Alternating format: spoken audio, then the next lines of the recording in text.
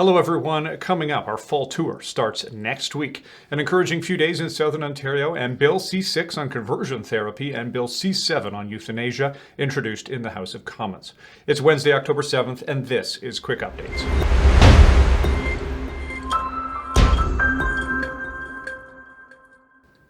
So we're only a few days from the beginning of our fall tour events in Southern Ontario. During the crisis of 2020, we have seen unprecedented limits on our fundamental freedoms. The topic for this presentation, defending our Christian legacy of liberty. Have you booked a seat yet at one of our locations in Fergus, Hamilton, Strathroy, Niagara, or Woodstock? Now, due to COVID, seating is limited to 50 people. You can register for a seat at arpacanada.ca/fall tour 2020. If you're unable to attend in person, ARPA's presentation on Friday, October 16th at 7:30 will be live streamed, and you'll be able to find that at the same link that I just mentioned, arpacanada.ca/fall tour 2020. Watching alone just isn't the same, so invite family, friends, and organize a watch party in your community. We're looking forward to seeing you then.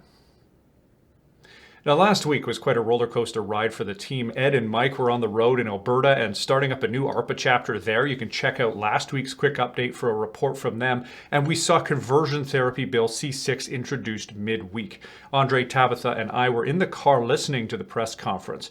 More on that bill from Andre in just a moment, though. But I expressed to the team earlier this week how uplifting all the events of our travel were. We had the opportunity to meet with two people who had faced tragic and devastating personal losses in the past few months, and yet they were able to speak to us of God's love and faithfulness to them in their lives and the closeness that they have felt to Him in this trying time. We then had several meetings with pastors and government representatives regarding the current challenges that the church is facing, and then wrapped it up with a video interview with an ARPA chapter that had a recent legal video, which we'll tell you about soon when it's all finalized. This was a week in which God really encouraged us in the midst of uncertain times and directed our eyes up to Him instead of to ourselves. Now, as promised, Andre will join us to talk about the conversion therapy ban reintroduced last week at the federal level. Well, thanks, Colin. So as expected, the Liberal government has reintroduced its criminal ban on conversion therapy, Bill C6.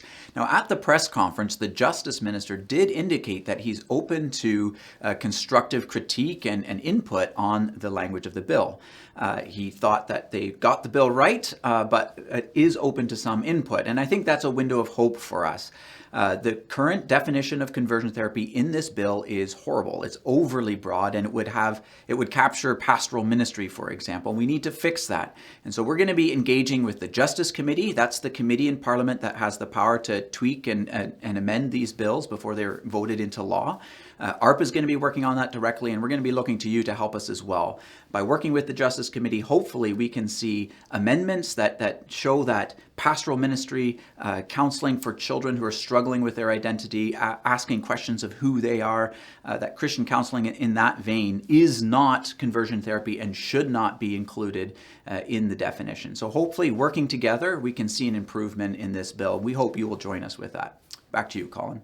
Thanks so much, Andre. You can go to easy.arpacanada.ca and send the easy mail associated with Bill C6 to let your MP know that this new bill has some serious problems. Finally, in rapid-fire succession, the government also introduced a bill on euthanasia.